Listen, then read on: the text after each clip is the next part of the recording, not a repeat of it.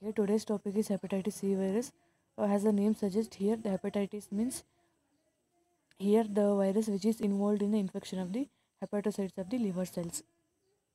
Coming to the morphology of the hepatitis C virus, that is, it belongs to the family Flaviviridae and the genus Hepacivirus, and it's about 50 to 60 micrometer in diameter. It has a single linear standard DNA RNA, has a genome and enclosed by the core and surrounded by an envelope and covering glycoprotein spikes it has. In the picture, you can see the capsid protein and enveloped glycoprotein E1 and E2, and the nucleic acid which is enclosed by the capsid proteins, and it has at least six genotype and many subtypes have been identified. It shows a high mutability where it has six genotypes and many subtypes have been identified. In the sense, um, even a person infected with the hepatitis C virus, after getting infected with the hepatitis C virus, these virus undergo mutation while reproducing within the hepatocytes of the liver, so it come up with the new strains. So there is no vaccines for this hepatitis C virus. It shows high mutability.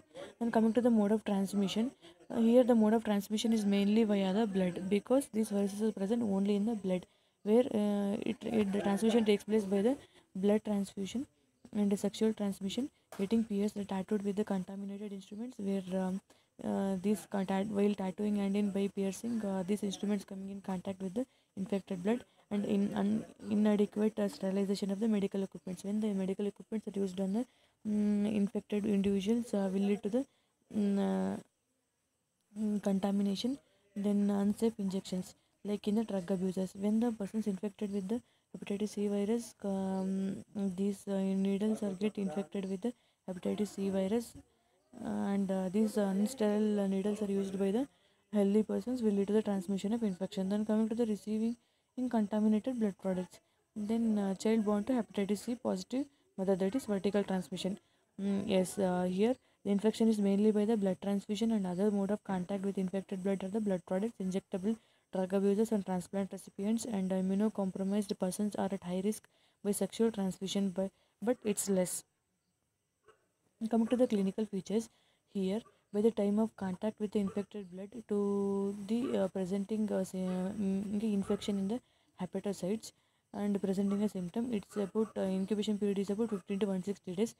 It has in the acute stage, it may show mild jaundice or anectric.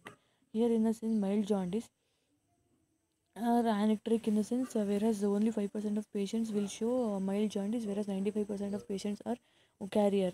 Where so it's very important to undergoes frequent screening, where the patients with hepatitis C virus will not come to know that they are infected with hepatitis C virus because they are carrier without presenting any symptoms. Where the patients with very bad immunity, that is very less immunity, immunocompromised patients will land up in the chronic conditions, that is about 50 to 80% of patients progress to chronic hepatitis with some developing cirrhosis and hepatocellular carcinoma. The patients may progress to chronic hepatitis uh, after undergoing inflammation in the hepatocytes. These inflamed hepatocytes will undergo fibrosis and scarring. This fibrosis and scarring of the hepatocytes will make the liver cirrhosis, and this liver cirrhosis will turn to the hepatocellular carcinoma. Okay, there is the formation of malignant tumors in the livers. This completes the hepatitis C virus.